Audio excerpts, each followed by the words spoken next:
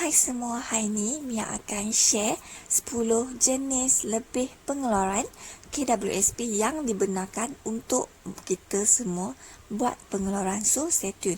Okey, seperti mana yang kita semua tahu, selalunya kita mesti tak sabar nak menanti umur kita 50 atau 55 tahun ke atas kan? Sebab kita tahu waktu ni kita dah boleh keluarkan duit KWSP yang telah dipotong oleh majikan kita sejak dari kita mula kerja.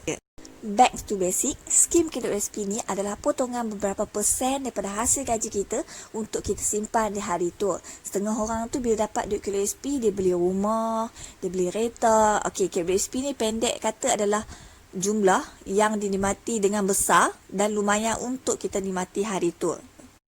Tapi, tahukah anda bahawa KWSP boleh dikeluarkan sebelum umur anda genap 50 tahun dan ke atas? Terdapat lebih daripada 10 jenis pengeluaran KWSP tau. Okey, pertama adalah pengeluaran umur 50 tahun. Pengeluaran ini hanya apabila ahli mencapai umur 50 tahun.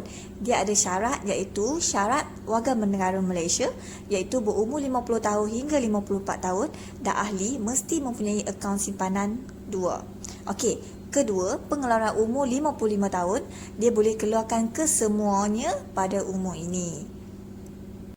Okey, pada umur ini dia ada syarat lah. Syarat ahli KWSP berumur 55 tahun hingga 59 tahun dan ahli mesti mempunyai simpanan dalam akaun KWSP. Dan ketiga, pengeluaran umur 60 tahun iaitu akaun emas. Pengeluaran ini adalah perluasan kepada pengeluaran umur 55 tahun sedia ada selaras dengan umur 60 tahun. Okey, syarat dia umur 60 tahun dan mempunyai simpanan KWSP.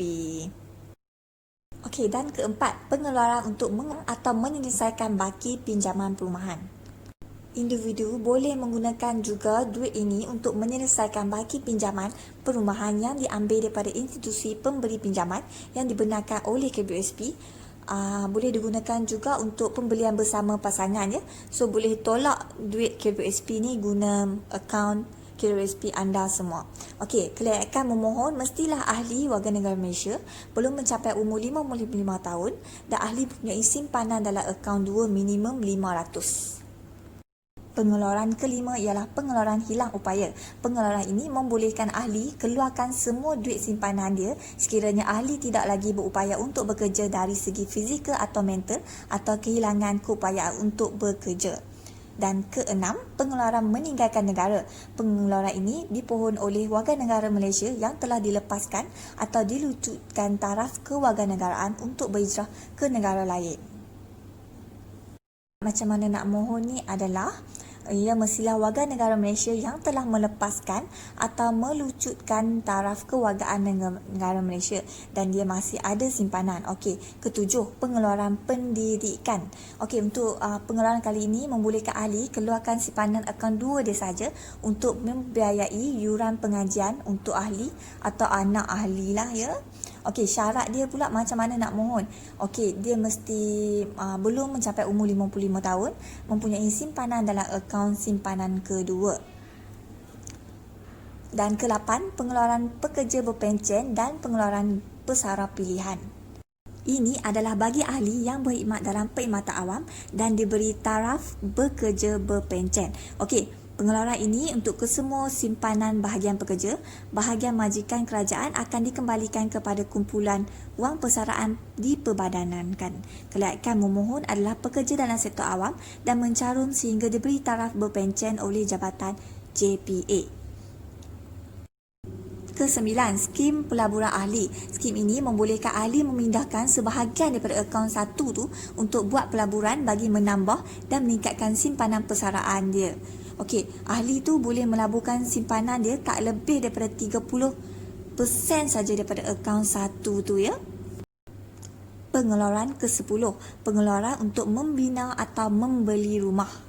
Jadi, ini membolehkan ahli mengeluarkan simpanan akaun 2 untuk membiayai sebuah rumah dan membolehkan ahli memiliki sekurangnya 1 buah rumah. Pengeluaran ke-11, pengeluaran simpanan melebihi 1 juta. So, kalau ahli mempunyai simpanan melebihi 1 juta, dia boleh keluarkan lebihan simpanan tu ya. Okey, taraf dia adalah belum umur 55 tahun dan ahli mempunyai sekurang-kurangnya tidak kurang dari 1.05 juta. Okey, ke-12, pengeluaran ansuran bulanan pinjaman perumahan. Dia boleh buat ansuran bulanan ni untuk tujuan beli atau bina rumah. Syarat dia mesti belum berumur 55 tahun dan ada simpanan sekurang-kurangnya 600 dalam akaun kedua. Pengeluaran ke-13, pengeluaran kematian. Ini adalah hanya waris dan penama je yang boleh tuntut ya. Dan ke-14, pengeluaran kesihatan. Pengeluaran KWSP ini membolehkan ahli keluarkan simpanan akaun 2 untuk membiayai kos rawatan perubatan penyakit kritikal sahaja ya. Okey. Dan kelayakan memohon mestilah ahli warga negara Malaysia belum mencapai umur 55 tahun dan ahli mempunyai akaun simpanan akaun kedua. Dan pengeluaran ke-15 adalah pengeluaran haji. Okey, pengeluaran haji bertujuan menampung pembelanjaan asas mengerjakan haji dan bukan keseluruhan kos pembelanjaan haji itu. Dan pengeluaran ke-16, pengeluaran perumahan fleksibel. Okey, dan yang terakhir sekali, pengeluaran perumahan prima. Ini membantu ahli memiliki sebuah rumah di bawah skim perumahan rakyat dengan memanfaatkan simpanan KWSP.